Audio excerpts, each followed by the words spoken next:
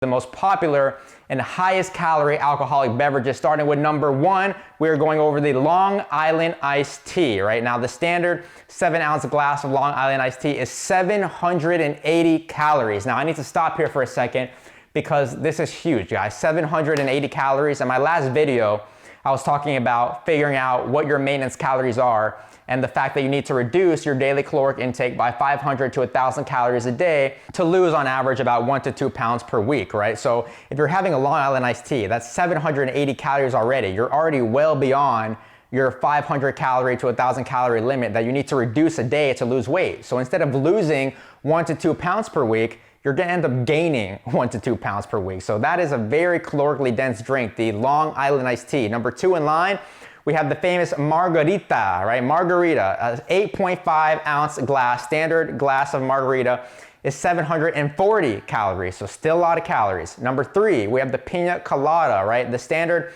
6-ounce glass of Pina Colada is 640 calories. Going on to number 4, we have beer. Standard 12-ounce beer is 150 calories. And then we have, last but not least, wine. Regardless if it's red wine or white wine, a standard 5-ounce glass of wine is 120 calories. Now, I'm not talking about the benefits, right? I know that some people say that red wine is healthier than white wine. I'm not talking about the health benefits. I'm specifically looking at alcohol from a caloric standpoint. And regardless if you go red or if you go white, a standard 5-ounce glass of wine has 120 calories. So you can see that the calories can easily pack on by just having a few drinks and having fun, right? So we need to try to limit our alcohol intake.